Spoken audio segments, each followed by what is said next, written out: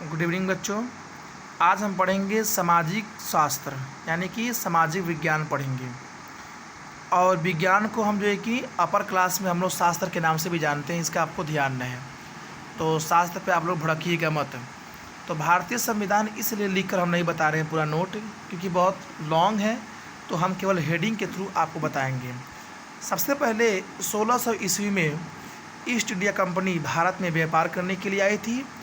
और उस वक्त जो है कि ब्रिटेन की महारानी थी और भारत का एक पीपल को लेकर, लोग को लेकर अपने कंपनी में मैनेजर का पद जो है कि उसको आसीन करती थी।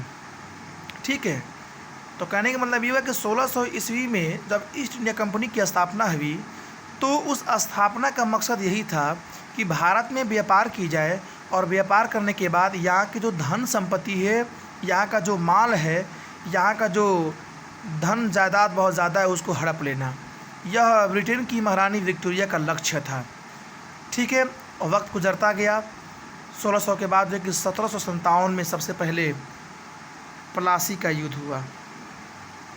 प्लासी का जो है कि युद्ध हुआ आपका सबसे पहले 1757 में प्लासी का युद्ध हुआ और उसमें अंग्रेज जो है कि विजयी हो गए।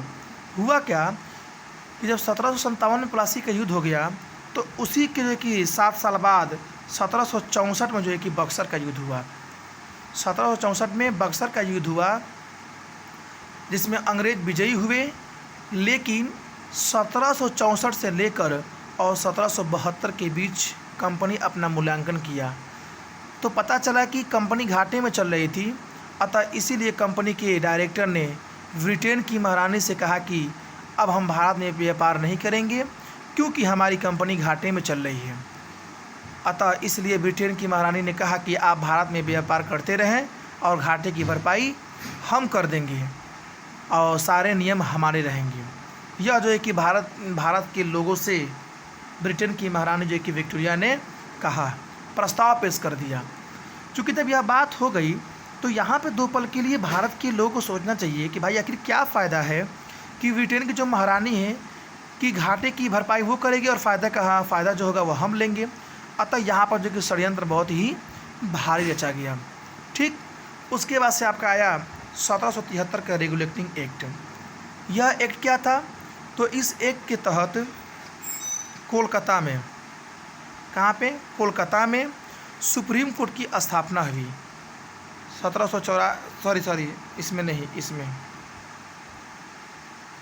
1773 का जो रेगुलेटिंग एक्ट आया, इसमें कोलकाता में सुप्रीम कोर्ट की स्थापना हुई, जिसके मुख्य न्यायाधीश जो है कि एलिजा इम्पे थे। ठीक है, तो 1773 में रेगुलेटिंग एक्ट जो आया, तो इसमें कोलकाता में सुप्रीम कोर्ट की स्थापना हुई, लेकिन जो इसके मुख्य न्यायाधीश थे वो एलिजा इम्पे थे। लेकिन 1774 में जाकर बन गया आपका। ठीक है, अतः इसी एक्ट के तहत बंगाल का गवर्नर बनाया गया तथा इन्हें 2 प्रेसिडेंसी सौंप दिया गया, बम्बई और मद्रास। ठीक है, अगला नोट्स आपका होगा कि बंगाल का जो प्रथम गवर्नर था वह वारेन हैंगिस्टर था। क्या था? वारेन हैंगिस्टर था। यह किस में चल रहा है? तो 1773 के रेगुलेटिंग एक्ट के हेडिंग में ही यह सब बताया जा रहा है। ठीक है, अब आपका क्या हुआ कि जब 1773 के बाद 1784 का ईस्ट इंडिया एक्ट आया। इस एक्ट के तहत दोहरे प्रशासन की नींव पड़ी। मतलब कोर्ट ऑफ डायरेक्टर पहला हुआ, जिसमें व्यापारिक मामला था, व्यापार लोग करेंगे, और बोर्ड ऑफ डायरेक्टर दूसरा नींव था, जिसमें राजनीति लोग करेंगे, राजनीतिक मामला था। और इसके बाद हम एक नोट लिखेंगे। नोट में क्या होगा? कोर्ट ऑफ डायरेक्टर जो है कि जो कंपनी के हाथों में सौंप दिया गया, और जबकि बोर्ड ऑफ डायरेक्टर जो है कि ब्रिटेन की महारानी को सौंप दिया गया। ठीक, उसके बाद से आपका आया 1813 का चार्टर एक्ट। इस एक्ट के तहत चाय और चीनी को छोड़कर शेष वस्तुओं का व्यापार करने पर टैक्स लगा दिया गया तथा कंपनी की समय सीमा 20 वर्ष तक बढ़ा दी गई। अतः इस एक्ट के तहत भारतीयों को 1 लाख रुपया शिक्षा पर व्यय करने के लिए मिला। ठीक है, जब इस चीज़ को जब सौंप दिया गया, तो जो भारत के लोग थे बहुत ही खुशी अपनी ज़िंदगी गुजारने लगे। लेकिन जब यह पैसा दिया गया, तो वहाँ पे 2 पल के लिए सोचना चाहिए कि आखिर क्यों पैसा दिया जा रहा है। तो इसके पीछे बहुत ही बड़ा षड्यंत्र रचा गया था। अब उसके बाद से आपका आया 1833 का चार्टर एक्ट। यह जो चार्टर एक्ट था, इस एक्ट के तहत भारत में किसी भी प्रकार की वस्तुओं का व्यापार करने पर टैक्स जो है कि लगा दिया गया तथा कंपनी की समय सीमा 20 वर्ष बढ़ा दी गई। और क्या हुआ कि इस एक्ट के तहत बंगाल का गवर्नर जनरल का नाम बदलकर भारत का जनरल गवर्नर कर दिया गया। ठीक, और इसी एक्ट के तहत भारत का प्रथम गवर्नर जनरल लॉर्ड विलियम वेटिन को कर दिया गया। यानी कि इसी एक्ट के तहत भारत का प्रथम गवर्नर जनरल लॉर्ड विलियम वेटिन को बना दिया गया। ठीक, अब आपका आया 1853 का चार्टर एक्ट। यह एक बहुत ही इम्पोर्टेंट थी।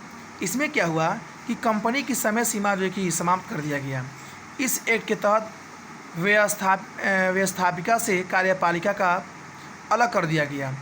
इस एक्ट के तहत भारत में सबसे पहले भारतीय नागरिक सेवा परीक्षा यानी कि ICS की शुरुआत हुई, जिसका फुल फॉर्म होता है इंडियन सिविल सर्विस, इसी एक्ट के तहत। उसके बाद से सबसे पहले ICS की परीक्षा पास करने वाली भारत के प्रथम व्यक्ति सत्येंद्र नाथ टैगोर जी थे। हो सकता है कि ICS की परीक्षा पास करने वाले सबसे पहले भारत के प्रथम व्यक्ति कौन थे, तो आपका जवाब होगा कि सर सत्येंद्र नाथ टैगोर थे। ठीक है, अब आपका आता है मंत्री। तो मंत्री 3 प्रकार के होते हैं। पहला कैबिनेट मंत्री, और दूसरा होता है राज्य मंत्री, और तीसरा होता है उप मंत्री। ठीक है, यह 3 होते हैं।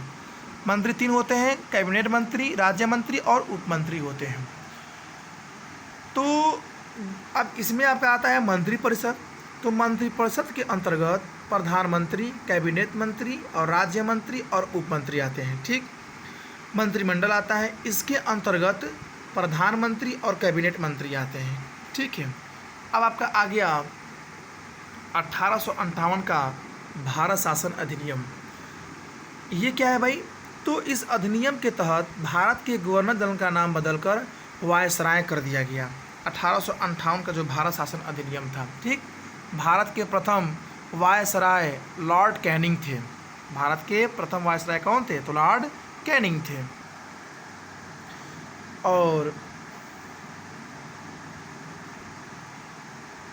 इस एक्ट के तहत भारत की जनता पर ब्रिटेन की महारानी का अधिकार होगा। और यह एक इलाहाबाद के मिंटो पार्क अर्थात आज़ाद पार्क में पढ़कर सुनाया गया था, जब भारत में 1858 में भारत शासन अधिनियम लागू किया गया था। तो अब आपका आ रहा है 1892 का भारत शासन अधिनियम। ये क्या है?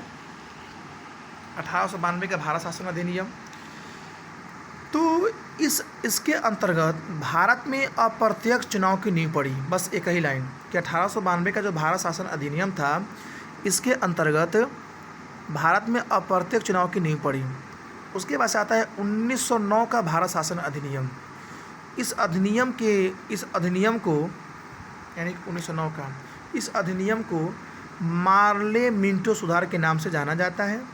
भारत में प्रथम बार मुस्लिमों को पृथक प्रतिनिधित्व दिया गया और इसी कारण भारत में सबसे पहले सांप्रदायिकता शब्द का उदय हुआ। ठीक है, यानी जात पात का बात शुरू हो गया। उसके बाद से आपका आ गया 1909 का भारत शासन अधिनियम। इसे मॉन्टेग्यू चैम्सफोर्ड सुधार के नाम से जाना जाता है तथा इसमें सिख और पंजाबियों को पृथक प्रतिनिधित्व दिया गया। भारत में सबसे पहले प्रत्यक्ष चुनाव की नींव पड़ी। ठीक है, और इस एक्ट के तहत लोक सेवा आयोग की नींव पड़ी। अब आपका आता है 1935 का भारत शासन अधिनियम। भारतीय संविधान में 75% जो है बाबू 1935 से लिया गया है और इसी में संघ लोक सेवा आयोग की नींव पड़ी तथा बर्मा को भारत से अलग कर दिया गया और संघीय न्यायालय की नींव पड़ गई इसी 1935 का भारत शासन अधिनियम में। ठीक है, और इसी अधिनियम के तहत भारत में सबसे पहले महिलाओं को मत देने का अधिकार मिला। ठीक है, लेकिन संभ्रांत वर्ग की महिलाओं को। किसमें भैया? तो 1935 के भारत शासन अधिनियम में। 1935 भारत शासन अधिनियम में, जबकि पूरे भारत की महिलाओं को मत देने का अधिकार 26 जनवरी 1950 को मिला था। इसका ध्यान रहे कि 26 जनवरी 1950 को पूरे भारत के देश में महिलाओं को वोट देने का अधिकार मिला था। विश्व में महिलाओं को सर्वप्रथम मत देने का अधिकार न्यूजीलैंड में मिला था। ठीक, उसके बाद से आपका आता है लास्ट हेडिंग 1947 का भारत शासन अधिनियम। इस अधिनियम को लॉर्ड माउंटबेटन योजना के नाम से जाना जाता है। इस योजना के अंतर्गत भारत दो राज्यों में बटा, पहला भारत और दूसरा पाकिस्तान। पाकिस्तान अपना स्वतंत्रता दिवस 14 अगस्त को मनाता है, जबकि भारत अपना स्वतंत्रता दिवस 15 अगस्त को मनाता है। उस समय के गवर्नर माउंटबेटन थे, जबकि पाकिस्तान के गवर्नर मोहम्मद जिन्ना बने। दोनों राष्ट्रों के लिए एक संविधान सभा बनाया गया, जो अपने अपने लिए एक संविधान बनाएंगे। जब तक नहीं बनेगा 1935 पर ही काम करेंगे। अब क्या हो गया आगे कि इस अधिनियम के तहत 15 अगस्त 1947 से पहले भारत गुलाम उपनिवेश था। इसका अर्थ यह होता है कि सरकार और कानून दोनों किसी और का होता है। ठीक है, उसके बाद से क्या हुआ कि 15 अगस्त से जो 26 जनवरी 1950 तक की बात क्या थी, मतलब 15 अगस्त से 25 जनवरी 1950 तक क्या हुआ, तो भारत डोमिनियन स्टेट रहा। मतलब होता है कि सरकार अपना नियम किसी और का, सरकार अपनी रहेगी लेकिन नियम किसी और का होगा। भारत डोमिनियन स्टेट का मतलब ये होता है कि सरकार अपनी खुद की होगी लेकिन नियम कोई और लगाएगा।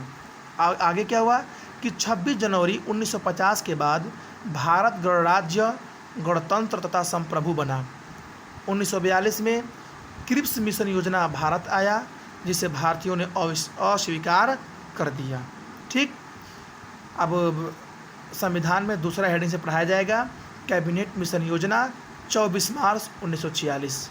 थैंक यू बाबू, रात 12 से ज़्यादा हो चुके हैं, आपका वीडियो बना रहे हैं। Thank you very much, good night बेटे।